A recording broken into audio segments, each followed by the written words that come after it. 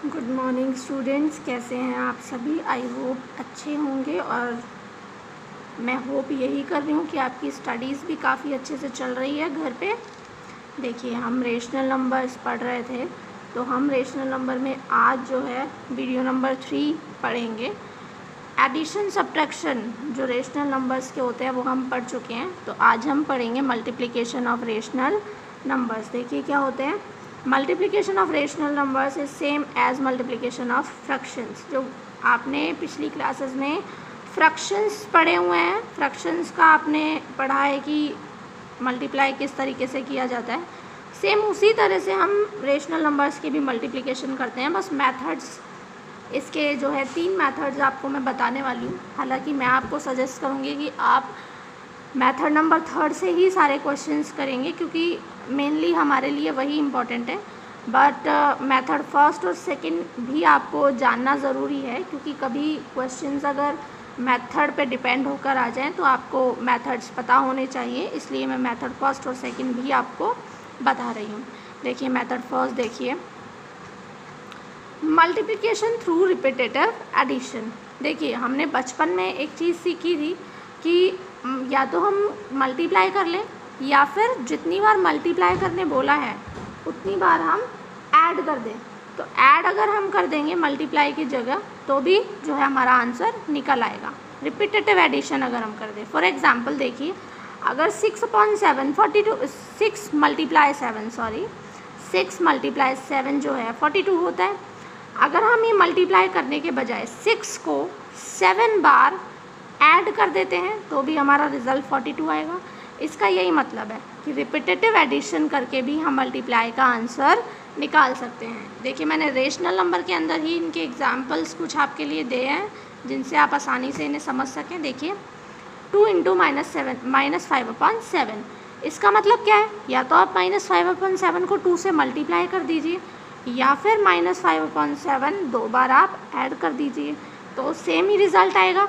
तो एडिशन जो है रिपीटेटिव एडिशन वाला मेथड, उसमें क्या है कि आप 2 बार इसे ऐड कर दीजिए, 7 इसका एलसीएम और -5 मिलके कितने हो जाएंगे, -10/7।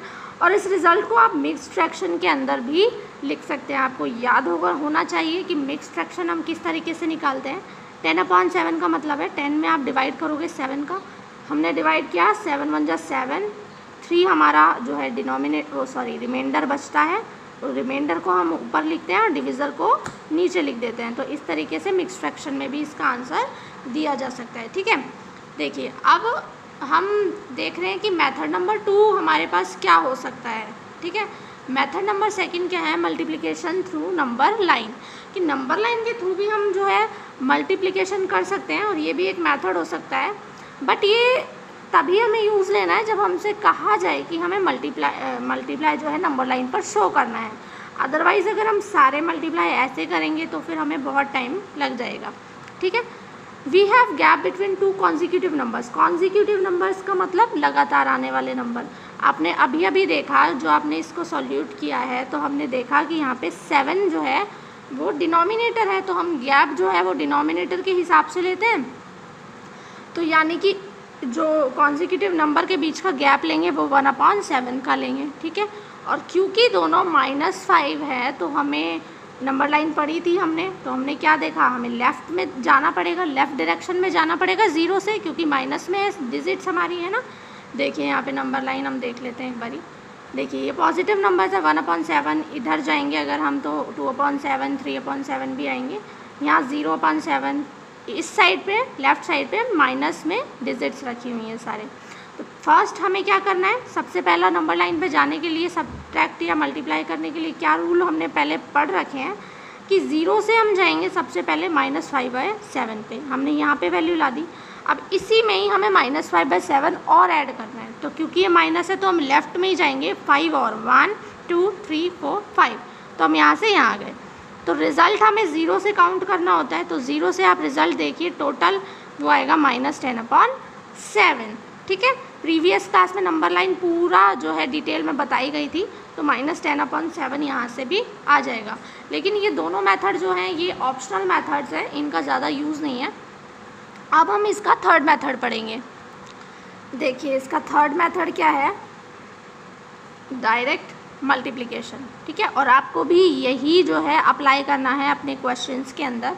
डायरेक्ट मल्टीप्लिकेशन बिल्कुल फ्रैक्शन की तरह है। फ्रैक्शन में जैसे हम करते हैं कि हमें डायरेक्ट न्यूमरेटर को न्यूमरेटर से और डिनोमिनेटर को डिनोमिनेटर से जो है मल्टीप्लाई करना है। तो एक वही एग्जाम्पल कंटिन्यू कर लेते हैं। 2 मल्टीप्लाई -5/7, यहाँ पे 2 जो है उसके नीचे हम 1 लगा देंगे, तो एज डिनोमिनेटर हम न्यूमरेटर को न्यूमरेटर से और डिनोमिनेटर को डिनोमिनेटर से जो है मल्टीप्लाई कर देंगे, तो आंसर हमारा वही आएगा। और आप इसे मिक्स फ्रैक्शन में लिख सकते हैं। और यही हमारा इम्पॉर्टेंट मेथड भी है जो हमें अपनी एक्सरसाइजेस के अंदर चलाना है, ठीक है।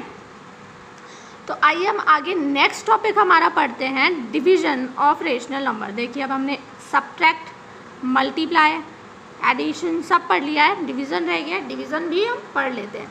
और division is so easy because division of rational numbers is same as division of fractions. आपने फ्रैक्शंस पढ़े हैं तो ये एक्सरसाइज हमारे लिए काफ़ी आसान रहेगी, क्योंकि फ्रैक्शन की तरह ही डिवीज़न होगा।